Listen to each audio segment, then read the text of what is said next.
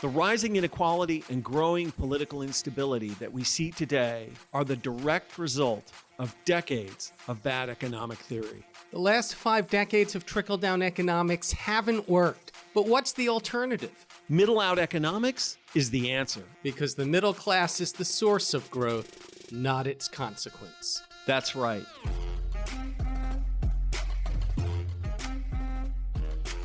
This is Pitchfork Economics with Nick Hanauer, a podcast about how to build the economy from the middle out. Welcome to the show.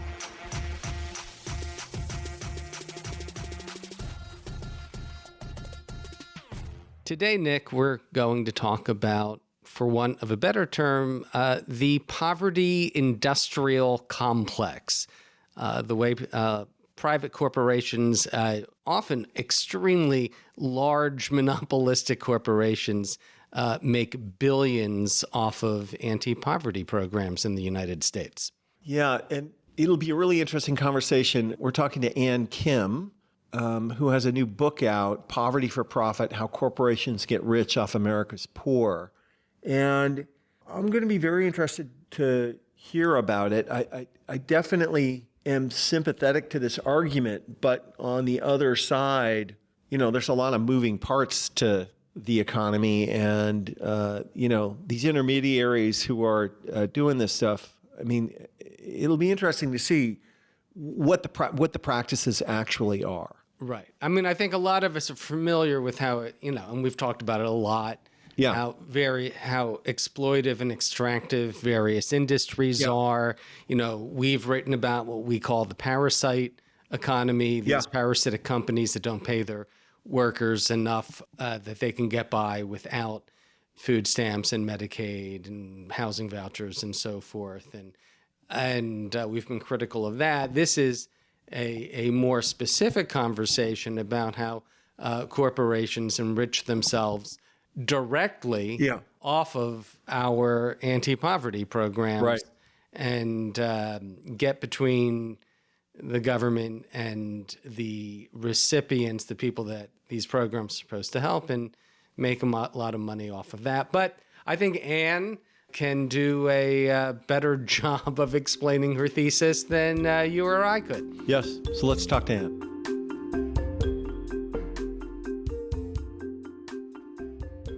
My name is Ann Kim.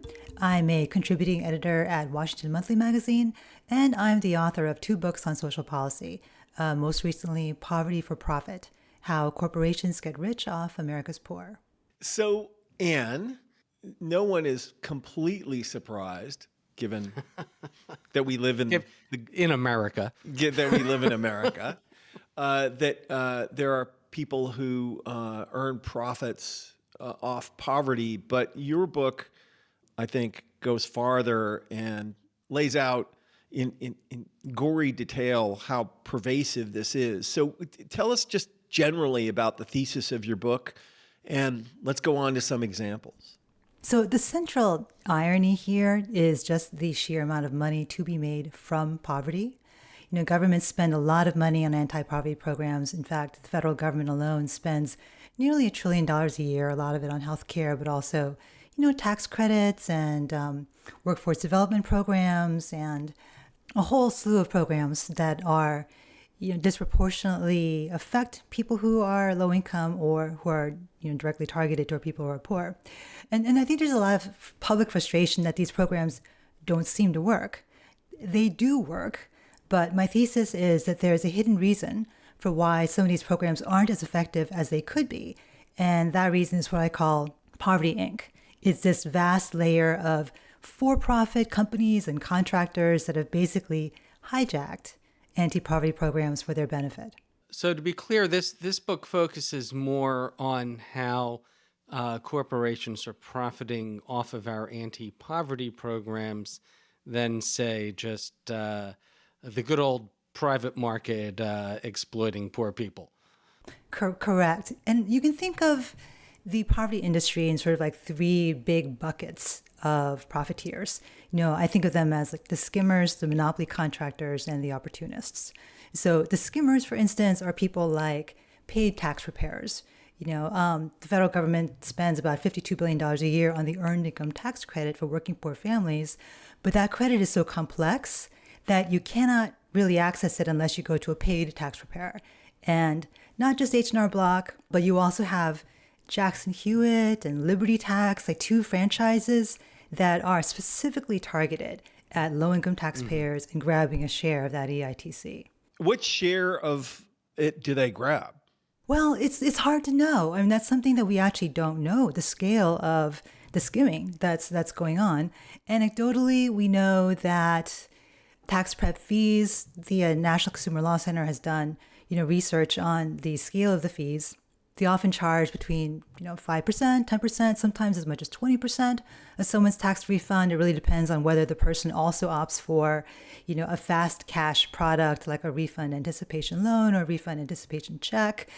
Those are the kind of products that the CFPB has really tried to crack down in recent years. But of course, the CFPB no longer exists as of a few days ago. So the amount of pillaging of tax credits for the working poor is probably quite high. Interesting. And so tell us a little bit more about the skimmers. So these are people who are intermediaries between the working poor and the government programs and facilitate it and take a cut. Oh, right. Okay. So the paid tax preparers are probably the best example of the skimmers because it's so direct. They really are intermediating that tax credit. So many people actually cannot get access to the EITC without actually going through one of these paid tax preparers. Another example is housing. We provide low-income housing through a series of vouchers, and there are real estate management companies that specialize in Section 8. Now it's called the Housing Choice Voucher Program, but it's popularly still known as Section 8. So you have these real estate portfolios that are primarily Section 8 properties, landlords that specialize in catering to Section 8 tenants. So they don't necessarily always provide the best quality housing, but they've captured the market for that. You can think of even Walmart, in a way, as a skimmer because they capture 26% of food stamp dollars in 2023. So Right. There are huge companies that are involved in the provision of services and goods to low-income people. And some of them are these larger companies you would not expect. And some of those food stamp customers are their own employees. No, that's absolutely right. That's absolutely right. Walmart is actually the largest employer of people on Medicaid as well. I mean, obviously, the root of the problem on, for instance, the EITC is the damn forms are too hard to fill out. That's right. Right? I mean, Well, this is the problem. the government could do it for you. There's no reason why we're Yes. still filling out our own. Now you're different, Nick. Your taxes are complicated. It's hard work for a billionaire to figure out how to pay as few taxes as possible. For most people, it's very easy, and the IRS has all of your information. They could just do your taxes for you and say, "Hey, we think it's this. You're free to do your own return, but otherwise take this refund." Yeah, no, that's absolutely right. And the direct file program, which the Biden administration rolled out a couple of years ago, is a really effective pilot program that does exactly that. But the thing is, guess who is trying to sabotage that program in its tracks? And it's the paid tax preparation industry. ProPublica did this amazing investigation, finding just the tens of millions of dollars that Intuit, which makes TurboTax, and H&R Block have spent to block these efforts to have the government do your taxes. Right. Okay. So let's go on to the next category of evildoers. Right. The monopolist contractors. Okay. So these are the companies that administer programs for the states.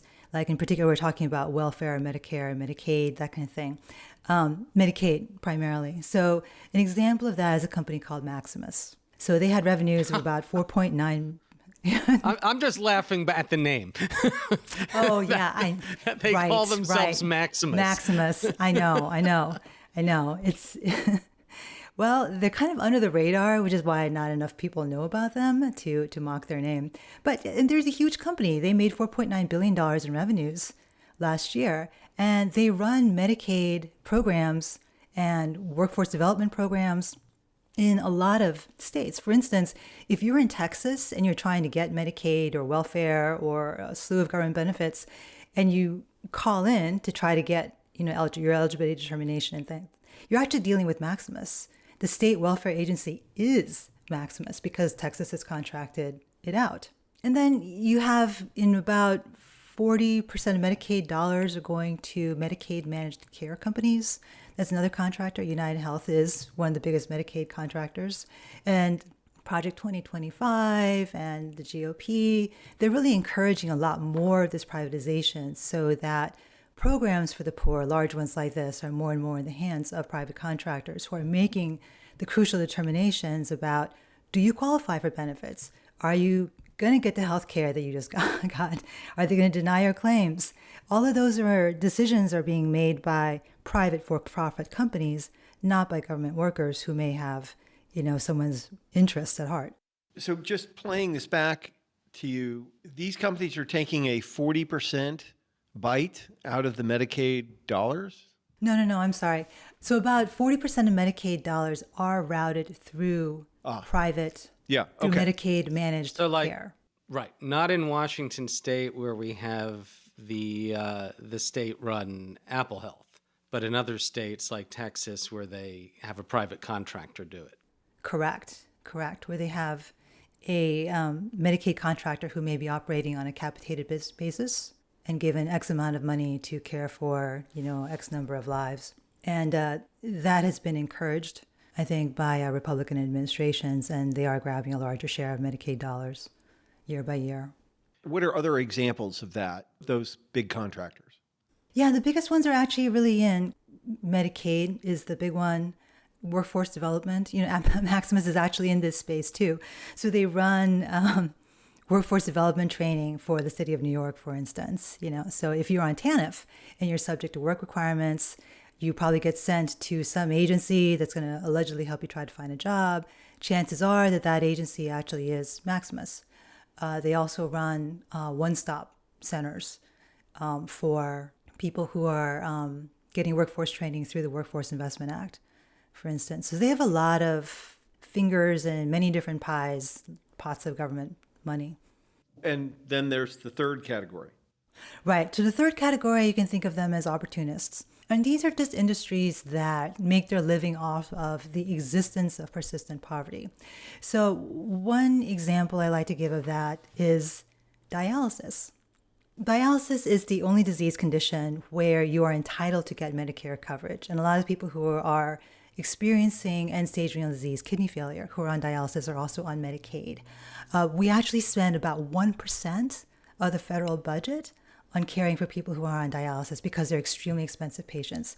And, of course, because of decades of disparities in access to health care, the people who are most likely to experience kidney failure and end-stage renal disease are low income and often minority. If you just go to Google Maps and Google dialysis centers, you will see where they pop up in your area, typically in lower income neighborhoods or heavily minority neighborhoods, because that's where their market is. There are only two large for-profit companies that supply most of the dialysis in the country, DaVita and Fresenius. And DaVita, for instance, had made $12 billion in 2023. They've been subject to all manner of investigations and settlements. And the industry is a volume business. And I have to say that about a lot of the industries that are involved here that operate on volume. Dialysis is a great example of that because they get paid per treatment. If you are diagnosed with kidney failure, the best option for you is to get a transplant. Your 5-year survival rate if you get a transplant is about 90%. If you are on dialysis, your 5-year survival rate drops to about 40%. These dialysis centers have machines that they need to keep busy. It is in their interest to keep people on dialysis and not, quote, lose them to transplant. In fact, I've spoken to transplant surgeons who've told me that they've had patients who've been told, why don't you go on dialysis for a couple of years and we'll see where you are. And of course, the longer that you're on dialysis, the less likely you'll have a successful transplant. So there are all sorts of shady practices that often go on in order for some of these industries to maintain their market. We've already talked about the lobbying that some of the industries do, but then you have some of the practices that dialysis companies have been accused of by the Justice Department and others with inflating claims or discouraging transplants. In other places, you have, just substandard services like healthcare and housing. We haven't talked about the Medicaid dentists yet, but that's another boutique industry that's really captured the market for children who are on Medicaid who need dental care, and where the practices have been just horrific because, again, it's a volume business paid for per treatment, and that has encouraged a lot of, frankly, fraud and malfeasance on the part of the providers. And that, of course, leads to a lot of inefficiency and poor treatment of people who are low income. These Medicaid dental providers are largely not individual practices. They are chains owned by private equity. That is correct. Corporatization has really taken control of this industry, and the private equity firms that own a lot of these franchises have learned that this is really the only way that you can make a profit. And here's where there's a public policy failure, because the reimbursement rates are so low that the only ones who can make a profit are folks like these franchises that have figured out volume and scale. So what is the alternative to this arrangement? I mean, let's start with dialysis. Like, dialysis sounds terrible, but I reckon some people need it. Mm-hmm. If these companies did not provide it, who would provide it? Who used to provide it? Because this has changed, like a lot of our economy. It has changed a lot over the last 40 years. So pre-Reagan. Yeah, that is right. I mean, dialysis is its own animal. 30 years ago, there were a lot of nonprofit providers, but they've all been chased out of the market. Like in every industry, you've seen a huge amount of consolidation. And that's why you've got this duopoly of DaVita and Fresenius at this point, because you have these two chains buying up other chains. I remember back, I think in like the late 90s, 2000s, there were a lot of healthcare roll-ups. And those included a lot of smaller dialysis chains. And those got bought up by the great big dialysis chains. So this is where we're at now. So you've got, antitrust enforcement could probably help a little bit, except there's no competitors. Yeah. So I'm not sure what you can do there. The biggest thing here, I think, is to slow the roll of privatization. The first rule of holes is to stop digging, and we need to stop digging the hole of privatization. Now, that hole's been dug since Reagan, as you pointed out, so it's going to be kind of difficult to stop digging and then fill that hole back in. But that is the first thing. The second thing is that there's a reason for all this complexity in government programs that has led to the rise of so many intermediaries, and it is this perception of the quote-unquote undeserving poor. We set up a lot of hurdles for people to access benefits because we want to make sure that the money is going to the right place. We want to make sure people are working, so the EITC is restricted to working folks. We want to make sure people are spending money on housing. That's why we give them a voucher. We don't give them cash. They do it for food stamps. But that is what creates the complexity, and that is what creates plenty of opportunities basically for arbitrage by companies to kind of come in and look for inefficiencies in programs and exploit them. Yeah, we've talked about this before, Nick. And you know this. It's hard work being poor. Yeah, for sure. So this company, Maximus, who administers these programs, I presume that the people who hired them believe that, you're going to have to administer it anyway, unless the rules changed. You're saying, Nick, that we should trust the motives of the government of Texas in hiring Maximus to administer their Medicaid? No, but I know what their reasoning was, which is like, somebody's got to do it, and either we're going to have to hire a bunch of people to do it, or we're going to contract it out and have a private company do it. Uh-huh. Right? Those were the two options available to you. And they would claim, if they were here, that there may be some downsides to Maximus, but if they had to hire up that group of people to do it themselves, they would have done a worse job and spent more money doing it. Okay, so that's a good question. And as we talked about, not every state hires Maximus to administer their Medicaid. Some of them administer Medicaid themselves. Do you know how they compare in terms of costs and how much of the benefits are passed straight through to the customers? Yeah, so I can give you an anecdote example with what happened in Iowa, which privatized its Medicaid in 2015. So first of all, the company that they hired is called WellCare. 4 of their executives were actually convicted of Medicaid fraud, and they had to pay $137.5 million. Well, that's how you know that they really understand Medicaid, because you really have to have a lot of knowledge of the system to commit fraud at that level. Yeah. Well, it turns out also that the Iowa state auditors did an audit of how much money that, Medicaid privatization allegedly saved, and it was less than half of what was projected. And that audit also discovered that the rate of illegally denied claims increased by almost 900%. So not only did they not save money, they denied people care, and they hired a company that had executives that were not the most terribly ethical people on the planet. So that's an example, probably, kind of I don't know that it's even an outlier of an example of what can happen with privatization, because the for-profit motive, I think, does conflict with the social service mission of these programs that we've set up. Yeah. And, fighting poverty is really hard. People have very complex challenges, and it's really difficult to construct a contract where you're looking for the right outcome. For instance, some of these workforce training contracts, they are allegedly structured around performance. So say you pay Maximus for every person you place. Great. They place a bunch of people, the people get fired or they leave, or they're phony contracts in some way, and the people are not there anymore in a month. Is that a success under the terms of contract? Sure. But not a success for society as far as where that money went. Right. It's also, am I correct that it's harder to audit these private firms than it would be a government agency? Oh, yeah, absolutely. And part of the problem is that there just aren't enough people to do it. One of the things that's happened as a result of privatization is that, and people don't know this, I think, and people should know this given what's happening with federal workforce now, but there have only been 2 million federal workers for the last 30 years. The number of federal workers really hasn't changed, even though our population has grown. And what's happened is that contractors outnumber workers by at least 3 to 1, depending upon the agency. In the Department of Health and Human Services, which administers a lot of these programs, the ratio of contractors to workers is actually 36 to 1. And that's according to an analysis by Paul Light, who's a professor at NYU, who spent most of his career actually trying to quantify the size of this shadow government that's really running things. A lot of it, Nick, it's old news. Like, you remember Ross Perot? This is how he made his fortune off of government contracts in the medical area, right? He was actually one of the first contractors to bid for running the Texas welfare system after the welfare reform legislation passed in 1996.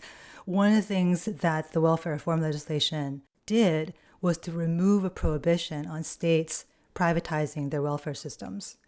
And so you had a situation where you had companies like Lockheed, Electronic Data Systems, which Ross Perot ran, and other huge companies trying to sweep in to grab these contracts, because you're talking about database management, a lot of information technology that's involved in here. And they saw the money, and that's exactly what's happened over the years. So what should we do? What's the prescription for change? Right. So number one, as I've already said, we've got to stop privatization. Number two, we actually don't know how much of the money that we're spending on anti-poverty programs are going to third parties like this. If you can't measure it, it doesn't exist, right? We don't have a handle on how significant this problem is. 3, so related to that is more transparency, especially when it comes to private equity and where they're getting their revenues.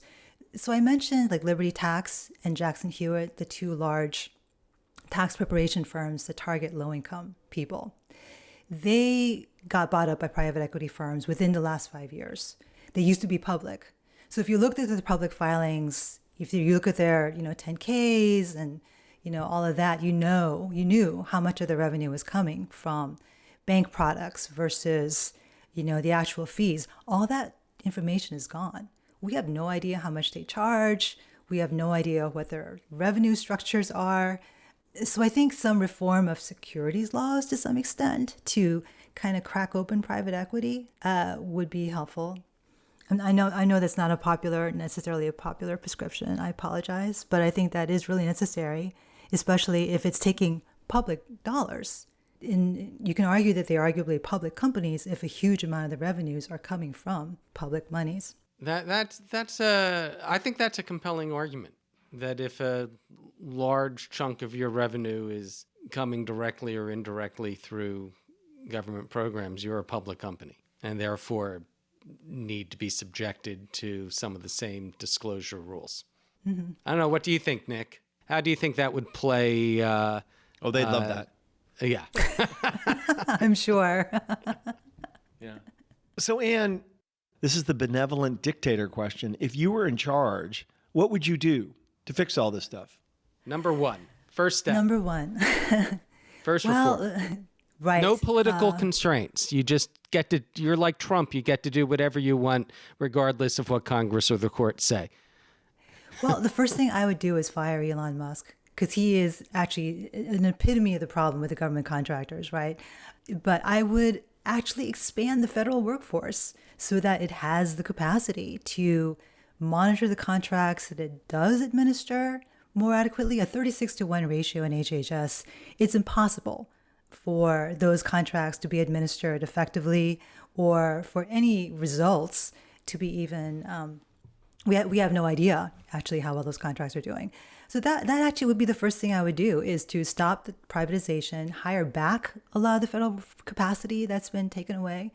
I would actually put back the prohibition on the ability to privatize certain services. I think it's okay to privatize garbage collection, fine, or IT, fine.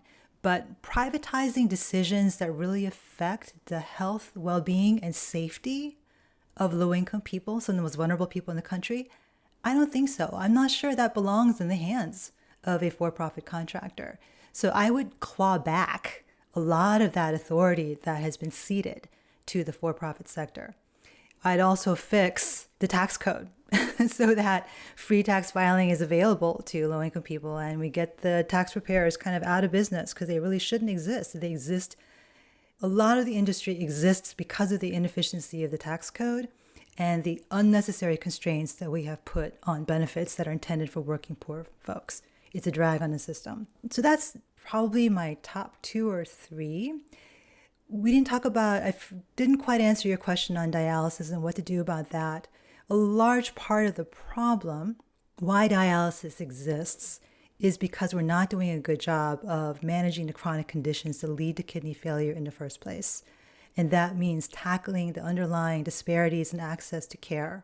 Chronic conditions like diabetes, high blood pressure that lead to kidney disease, that lead to kidney failure. If we can get at the root of that and reduce the number of people who need to go on dialysis, that would, reduce the power of these companies over so many lives and change the model of medicine around prevention and management versus rescue, which is what we're doing with the dialysis industry and the system we have set up so far. And one final question. Why do you do this work? I do this work because I believe in good government, honestly. And I would like to see programs be as effective as they can be to help people get to where they need to be in life. We have too much inequality of opportunity, too much systemic racism, too much systemic inequity, too many systemic disparities that are completely fixable if we fix the public policy failures that underlie them. And I think, unfortunately, that the situation is going to get worse. I mentioned Project 2025. If you read what that document has to say about why people are poor, it blames the poor. We're going to be looking at harsher work requirements. We're going to be looking at much more stringent rules for access to benefits, all the things that will actually worsen the kind of bureaucracies, encourage privatization, and encourage all of the terrible things that I wrote about in this book. We're going to see them multiply by 5-fold by the end of this administration if we can't put a stop to some of the trends we're seeing now.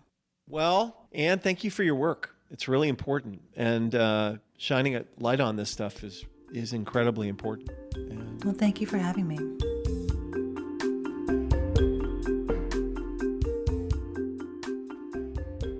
So the most interesting question for me about this issue, Goldy, is, like what I'd love to know is what I'm just trying to get to it, but what the aggregate VIG is. In other words, if we spend in aggregate, whatever it is, $900 billion or $1 trillion on these programs, what proportion get to the recipients, and what proportion of that money is arbitraged away by the service providers? That would be a really interesting question, because one of the things that Ann said, I think, does make a lot of sense, is that when you're making life and death decisions about service provision, having for-profit companies make those decisions, particularly when the less provisioning they do, the more profit they make, that's probably a terrible idea, right? That's just not likely to end up serving the public good. On the other hand, private companies often are more effective at provisioning services than government agencies. Yeah, I mean, private companies have areas of expertise. You don't want to. Yeah. If you're, there's a lot of things you understand being contracted out. For example, if you're, a government agency and there's a cafeteria in your building, and you are the Social Security Administration, you don't necessarily want to be running your own food service. You want a food service company who knows how to do that. Probably. But that is different from, private death panels essentially administering straight Medicaid programs that, if we can increase denials by 900%, look at all the money we'll save. Yeah. But like dialysis, we talked about that for a minute. I mean, of course it is true that part of the problem with dialysis is that we take such crappy care of people that they end up in dialysis. Yeah, I acknowledge that. But the question is, and secondary issue is, because we've allowed all of the industries in the United States to consolidate, it's not just the dialysis companies that have consolidated, the service provision and the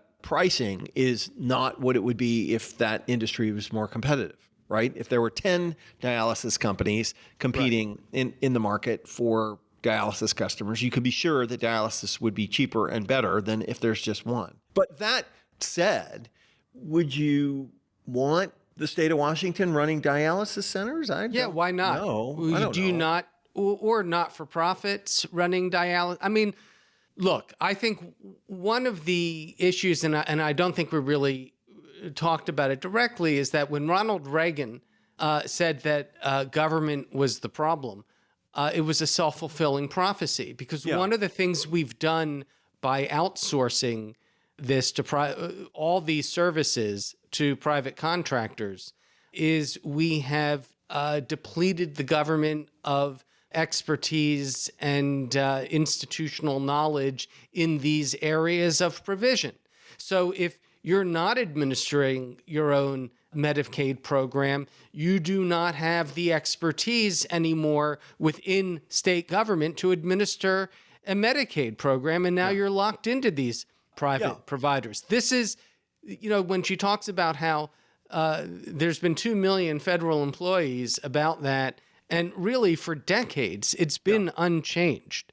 It's not that government has gotten smaller relative to the population in terms of the number of people directly employed by the government, but there are these huge corporations, some of them public, some of them owned by private equity, who are providing these services instead, and they are skimming off the top. They are getting in the middle of what we're trying to do. And in many cases, the truth is, it would be cheaper and more efficient just to give people money than it is to make them go through hurdles. And, she talked about the tax preparers, the for-profit tax preparers, and how, Intuit in particular has played a terrible role over the past decade and a half in lobbying to prevent the IRS from doing your taxes for you. Yeah. It is, even to spend $35 or whatever it costs to buy a copy of TurboTax, is something you shouldn't have to do to pay your taxes. Yes. Literally, the federal government has all your information already for most workers, and it's even more so since they increased the standard deduction. a very small percentage of the American public itemizes. They just take the standard deduction, and your income taxes are relatively simple. They could be simpler, if you didn't have such a complex program as the EITC, the Earned Income Tax Credit. But there's absolutely no reason for private insurers, and there it's very clear what the take is. They're taking about 20% of your refund, maybe more if you're getting an advance on your refund, because that's a lot of what they sell you, are advances on your refund. You file now, and we'll give you the money right out the door, and they're taking a big chunk of that. And this is, that's meaningful to a family that's, getting expecting like $800 back on their refund, and they're giving, $200 of that to H&R Block or Jackson Hewitt or whoever it is. The one thing Nick, that if you see all these things heavily advertised to poor people, there's money to be made off of poor people by these services. Yeah, right? For sure.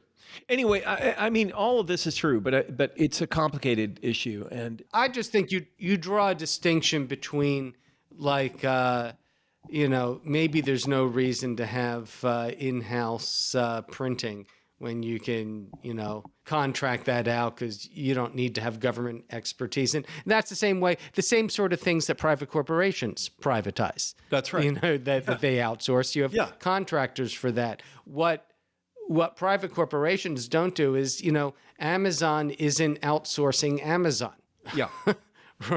Right? They actually made, this. One of the things they did is they're like, you know what? I don't think we're going to outsource our delivery anymore. They took that in-house. Yeah, it's true. Right? And the exact opposite with the federal government and state governments over the past 40 years. They've been outsourcing everything. And when it comes to these anti-poverty programs, it's particularly egregious because these are already the most vulnerable people. And rather than public servants who are out there, ostensibly to serve the public, you have private corporations who are out there to serve their shareholders. Yeah. In any case, if you want to read more from Anne, there is a link in the show notes to her new book, Poverty for Profit: How Corporations Get Rich Off America's Poor.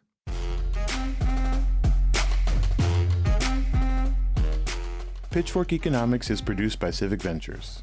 If you like the show, make sure to follow, rate, and review us wherever you get your podcasts. Find us on other platforms like Twitter, Facebook, Instagram, and Threads at Pitchfork Economics. Nick's on Twitter and Facebook as well, at Nick Hanauer. For more content from us, you can subscribe to our weekly newsletter, The Pitch, over on Substack.